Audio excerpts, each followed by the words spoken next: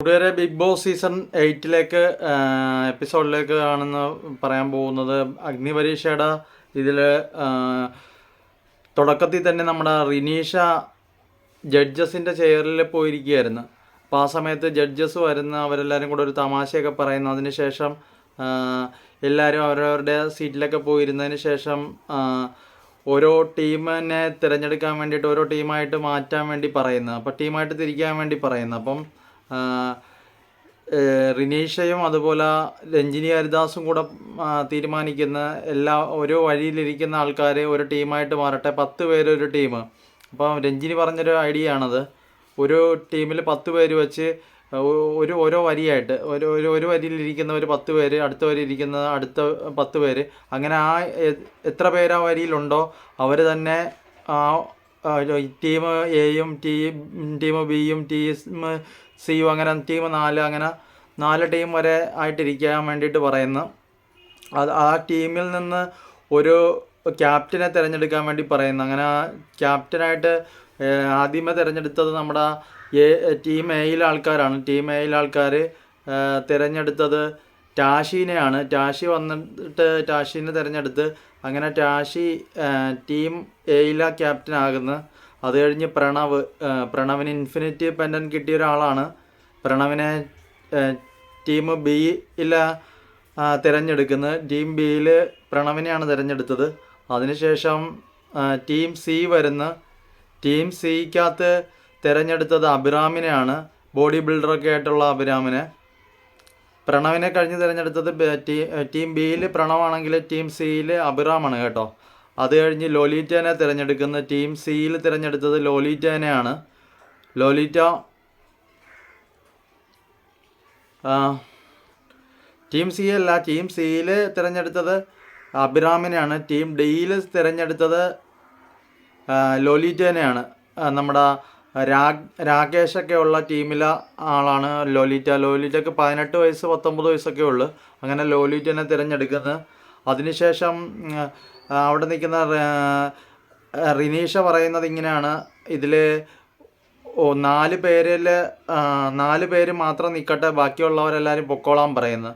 അപ്പോൾ ഈ 4 പേര് മാത്രമായിട്ട് അവിടെ നിർത്തി കഴിയുമ്പോഴത്തേക്ക് രഞ്ജിനി ഹരിദാസ് ഇങ്ങനെ പറയുന്നുണ്ട്, എന്താണെന്ന് വെച്ച് കഴിഞ്ഞാൽ ഈ 4 പേരിൽ ക്യാപ്റ്റന്മാരായിട്ട് തിരഞ്ഞെടുത്തിരിക്കുന്ന ഈ 4 പേരിൽ 4 പേരെ എവിക്റ്റാക്കാൻ പോകണമെന്നൊക്കെ ഉള്ള രീതിയിൽ ഇങ്ങനെ പറയുകയാണ്.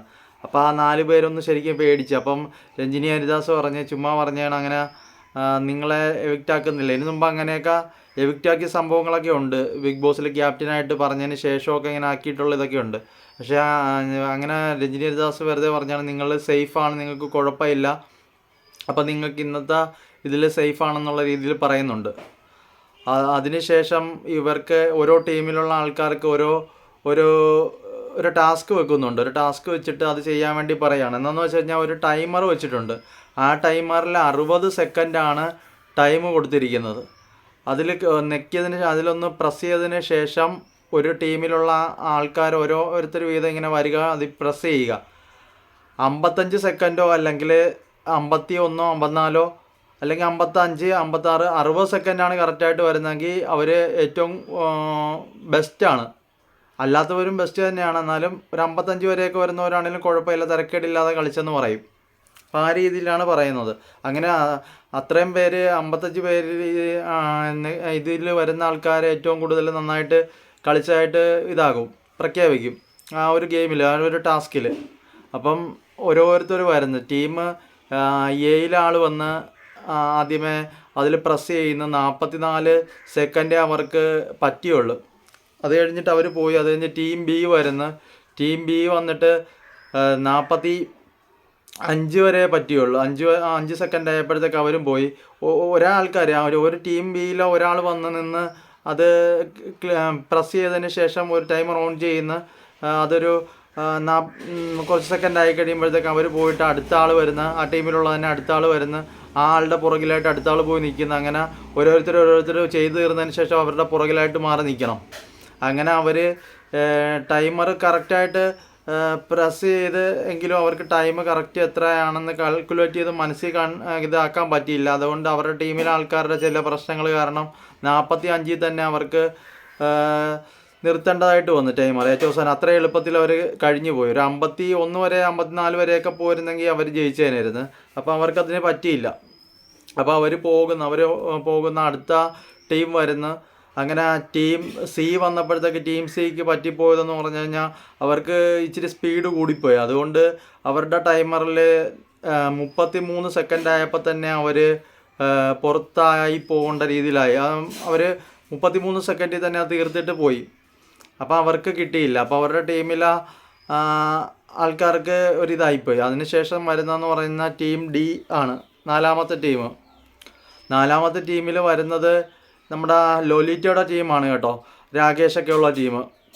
അവർ ഓരോരുത്തരായിട്ട് വന്നിട്ട് ഇങ്ങനെ ടൈമർ നിൽക്കുന്ന, എന്നിട്ട് പുറകിൽ പോയി നിൽക്കുന്ന, അങ്ങനെ വരിയായിട്ട് നിൽക്കുന്ന, ഓരോരുത്തരുടെ നമ്പർ അനുസരിച്ച് വരുമ്പോൾ അല്ല ഓരോരുത്തരായിട്ട് വന്ന് അത് കറക്റ്റായിട്ട് നിൽക്കി. എന്നിട്ട് ഏറ്റവും അവസാനം അവർ എത്ര സെക്കൻഡ് ആയെന്ന് പറയാൻ വേണ്ടി ജഡ്ജസ് ചോദിച്ചപ്പോൾ ഇവർ പറയുന്നത് കറക്റ്റായിട്ട് തന്നെ അവർ പറഞ്ഞു കേട്ടോ. അവർ പറഞ്ഞ് ഒരു 55 സെക്കൻഡ് അത്രയൊക്കെ ആയി കാണുമെന്ന് പറഞ്ഞു. പക്ഷേ 51 സെക്കൻഡിൽ അവർ ആ ഗെയിം ടാസ്ക് പൂർത്തിയാക്കിയായിരുന്നു.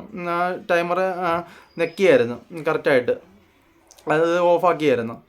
അപ്പോൾ അവർക്ക് 51 സെക്കൻഡിന് പറ്റി. അതുകൊണ്ട് അവരാണ് ജയിച്ചതായിട്ട് പ്രഖ്യാപിച്ചത്. അങ്ങനെ ടീം ഡി ജയിച്ചതായിട്ട് പ്രഖ്യാപിച്ച് അത് കഴിഞ്ഞ് നമ്മുടെ ടീം സിയിലുള്ളവരാണ് പുറത്തായിരിക്കുന്നത്. ടീം സിയിലുള്ളവരെ മിക്കവരെയും ബിഗ് ബോസിൽ നിന്ന് ഒരു 4 പേരോളം ബിഗ് ബോസിൽ നിന്ന് പുറത്തായിട്ടുണ്ട്.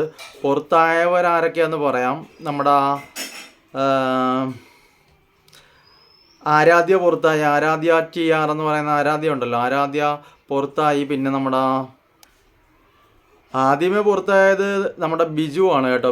ബിജു എന്ന് പറയുന്ന ആളാണ്, പുള്ളി പുറത്തായി. അതിന് ശേഷം പുറത്തായത് ആരാധ്യയാണ്. ആരാധ്യക്ക് 18 വയസ്സേ ഉള്ളൂ. ആരാധ്യ അങ്ങനെ പുറത്തായി. അത് കഴിഞ്ഞിട്ട് നമ്മുടെ നിതിൻ എന്ന് പറയുന്ന ആൾ പുറത്തായി, നിതിൻ പുറത്തായി. പിന്നെ പുറത്തായത് പിന്നെ നാലാമതായിട്ട് ടീം ഡിയിലെ ആളാണ് പുറത്തായിരിക്കുന്നത്. നാലാമതായിട്ട് അത് റാഷയാണ്. റാഷയും പുറത്തായി. റാഷയും ഭയങ്കര വിഷമത്തോടെയാണ് പുറത്തായത്.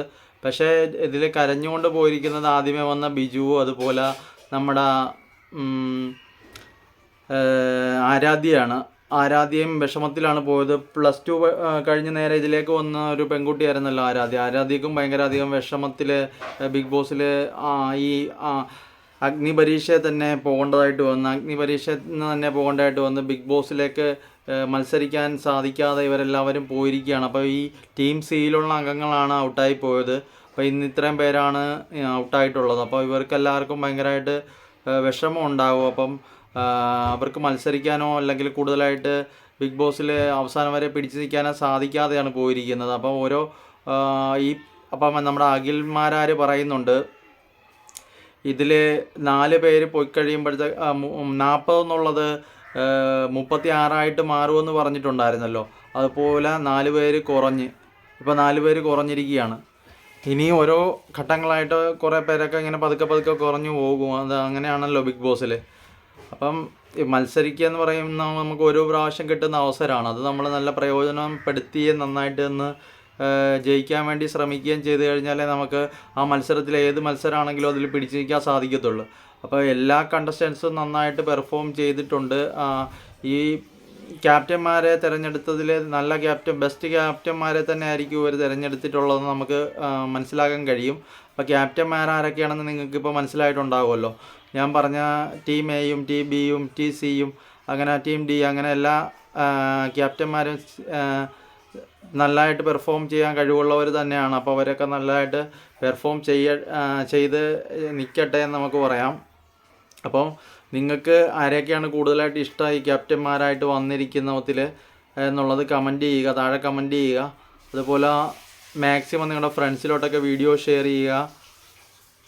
പിന്നെ പറ്റുമെങ്കിൽ നിങ്ങൾ ഹൈപ്പ് ചെയ്തൊക്കെ കൂടെ ഒന്ന് സപ്പോർട്ട് ചെയ്യുക കേട്ടോ. ഹൈപ്പൊക്കെ ചെയ്യാവുന്നതേ ഉള്ളൂ. നിങ്ങൾക്ക് അറിയാമെങ്കിൽ ഹൈപ്പ് ചെയ്യുക. ഹൈപ്പൊക്കെ ഉണ്ടെങ്കിൽ ഒന്ന് ഹൈപ്പ് ചെയ്യുക വീഡിയോയ്ക്ക്. അപ്പോൾ സബ്സ്ക്രൈബ് ചെയ്യാൻ മറക്കല്ലേ. അപ്പോൾ നമുക്ക് അടുത്ത വീഡിയോയിൽ കാണാം. അപ്പോൾ ശരി, ടാറ്റ.